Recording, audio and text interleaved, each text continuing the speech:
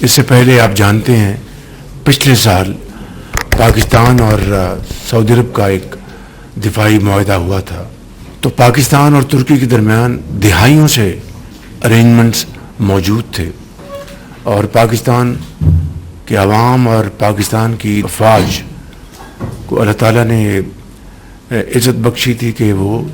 سعودی arm forces کے ساتھ مل کر جو دنیا کے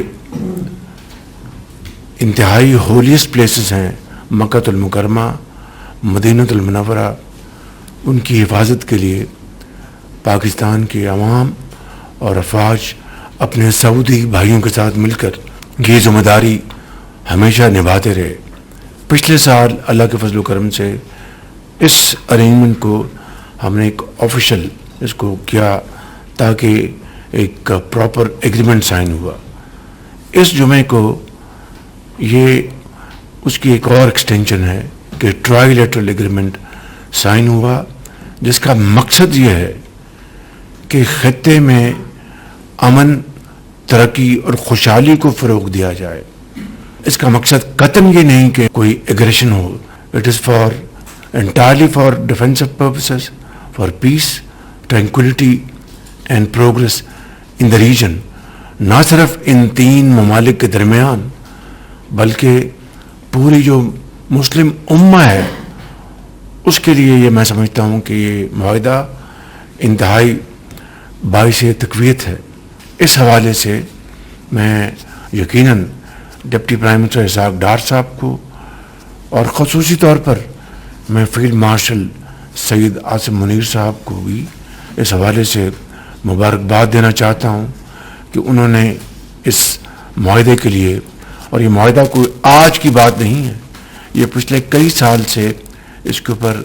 کاوشیں جاری تھیں، جو کہ اس جمعے کو الحمدللہ وہ پایہ تکمیل تک پہنچی۔ اور دنوں میں بدقسمتی سے پاکستان کے بعض علاقوں میں دہشت گردوں نے دہشت گردی کا بازار گرم کیا۔ ہنگو میں ہمارے بہت پولیس والے شہید ہوئے، سوات میں ہمارے جوان شہید ہوئے، میجر حافظ احسان الہی نے جام شہادت نوش کیا، اسی طریقے سے کیپٹن حمزہ اکرم، انہوں نے پاکستان کے لیے اپنے خون کا نذرانہ پیش کیا، اور اسی طریقے سے ڈی ایس پی دیار خان، انہوں نے اس دھرتی کے لیے اپنے خون کا نذرانہ پیش کیا، اور پاکستان کے لاکھوں ہزاروں بچے اور بچیاں ان کو بچاتے ہوئے اپنے بچوں کو وہ یتیم کر گئے، اور پاکستان کی حفاظت کا انہوں نے اپنا جو فرض انتہائی جوانمردی اور دلیری اور بہادری سے ادا کیا۔ ہمیں آج ان سب کے لیے ہاتھ اٹھا کر اللہ تعالیٰ کے حضور ہمیں دعا کرنی ہے۔ اس کے ساتھ ہی ہمارے ایک انتہائی درینہ رفیق اقبال چنڑ، جو بھاولپور سے بڑی معروف سیاسی شخصیت تھی، وہ اللہ تعالیٰ کو پیارے ہو گئے۔ یہ وہ شخص ہیں جو برے وقت کے ساتھی تھے۔ میں ان کو میاں محمد نواز شریف، ان کو ذاتی طور پر 1985 سے جانتے تھے، جب یہ ایک کاؤنسلر منتخب ہوئے۔ وہ دن آیا اور آج کے دن آیا، نہ صرف یہ کہ ان کے پاؤں میں کبھی لغزش نہیں آئی، میں ذاتی طور پر گواہ ہوں کہ یہ شخص برے وقت میں چٹان کی طرح مسلم لیگ نون کے ساتھ کھڑا رہا۔ اور میں سمجھتا ہوں کہ اس طرح کے واقعات سے نہ صرف ایک انسانیت کی تکریم ہوتی ہے، اس کا قد بڑھتا ہے،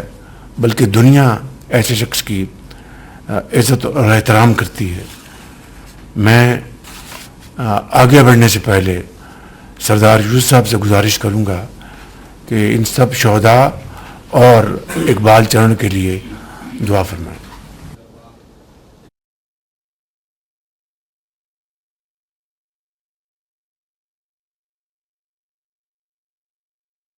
آگے بڑھنے سے پہلے میں یہ کہوں گا کہ جو فتنہ الخوارج ہیں ان کو دن رات برباد کیا جا رہا ہے، اور انشاءاللہ یہ قربانیاں رائے گاہ نہیں جائیں گی، ضرور رنگ لائیں گی انشاءاللہ، اور ایک دن آئے گا کہ پاکستان ایک مرتبہ پھر دہشت گردی سے پاک ہوگا اور یہ ملک امن اور ترقی کی طرف تیزی سے آگے گامزن ہوگا۔ آزاد کشمیر میں میر پور اور مظفر آباد میں الیکشنز ہو چکے، اور آج پنچ کے 2 اضلاع میں الیکشنز ہو رہے ہیں۔ الحمدللہ آزاد کشمیر کے عوام نے مسلم لیگ نون کو بھرپور ووٹ دیا، اور اس طرح ان 2 ڈویژنز میں جو نتائج آئے ہیں اس کے ساتھ جو وہ سیٹس جو کہ کشمیر سے جو ہمارے بھائی بہن وہاں سے پاکستان ہجرت کر کے آئے تھے، ان کی جو سیٹیں ہیں ان کو ملا کر مسلم لیگ نون کی الحمدللہ تقریباً میجورٹی بن چکی ہے۔ یہ ووٹ الحمدللہ میاں محمد نواز شریف کے اعتماد کا ووٹ ہے، یہ ووٹ میاں محمد نواز شریف کی لیڈرشپ کا ووٹ ہے، اور مجھے پوری امید ہے کہ انشاءاللہ ہماری جب وہاں پر حکومت بنے گی تو میاں محمد نواز شریف کی قیادت میں آزاد کشمیر میں دوبارہ ترقی اور خوشحالی کا سفر شروع ہوگا۔ اس کے لیے میں تمام آزاد کشمیر کے اپنے بھائی بہنوں کا شکریہ ادا کرنا چاہتا ہوں جنہوں نے مسلم لیگ نون کو ووٹ دے کر ہم پر اعتماد کیا، اور انشاءاللہ ہم ان کے اعتماد پر پورا اترنے کی کوشش کریں گے۔ کسی بھی مہذب معاشرے میں لا قانونیت کی اجازت نہیں دی جا سکتی۔ اگر کوئی مطالبہ ہے، اگر کوئی معاملات ہیں، ان کو میز پر بیٹھ کر بات چیت کے ذریعے حل کرنا چاہیے۔ اسی حوالے سے میں یہ عرض کروں گا، اور آپ کو اچھی طرح علم ہوگا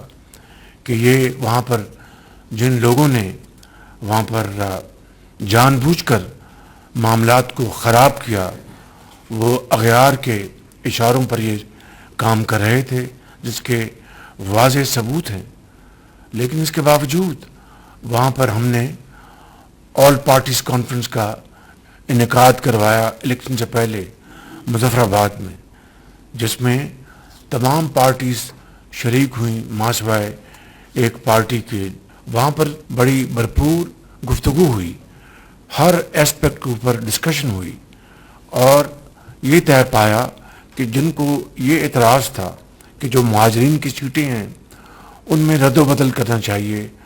ان کو کم کرنا چاہیے یا ختم کرنا چاہیے، تو ان کو یہ بڑی صائب رائے دی گئی کہ آپ الیکشنز ہونے دیں اور پھر نئی اسمبلی میں اپنا یہ جو مقدمہ لے آئیں۔ اگر میجورٹی آپ کے ساتھ ہے تو معاملہ ختم، آئین اور قانون کی روح سے وہ معاملہ اسی طریقے سے طے ہو جائے گا۔ تمام باتیں طے ہو گئیں، اس کے اوپر وہ اڑے رہے، بے جا ضد کی، جس نے بدقسمتی سے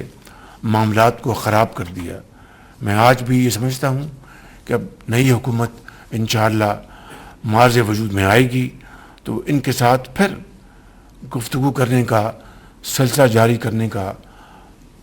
معاملہ انشاءاللہ آگے بڑھے گا۔ مجھے امید ہے کہ جو صرف تلے ہوئے ہیں کہ ہم نے خرابی کرنی ہے، ہم نے وہاں پر اناکی مچانی ہے، تو ان کو تو اس کی اجازت نہیں دی جائے گی، لیکن جو امن کے ساتھ اور تحمل کے ساتھ، برداشت کے ساتھ معاملات کے اوپر بات چیت کرنا چاہتے ہیں تو انشاءاللہ ان کے لیے نئی حکومت یہ موقع مہیا کرے گی۔ جشن آزادی کی آمد ہے اور پوری قوم اس کو شاہ شان منانے کے لیے بھرپور تیاریاں کر رہی ہیں۔ حکومت پاکستان اور تمام صوبے مل کر عوام کے ساتھ انشاءاللہ 14 اگست روایتی طور پر انشاءاللہ بڑی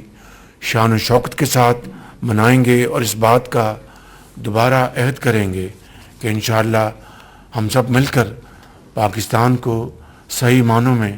قائد کا پاکستان بنائیں گے، اور محنت، امانت اور دیانت کے ساتھ پاکستان کو اس کا دنیا میں ایک باوقار مقام دلوائیں گے۔ انشاءاللہ یہ ہوگا اور ضرور ہوگا۔ آپ سب کا شکریہ۔ پاکستان پائندہ باد۔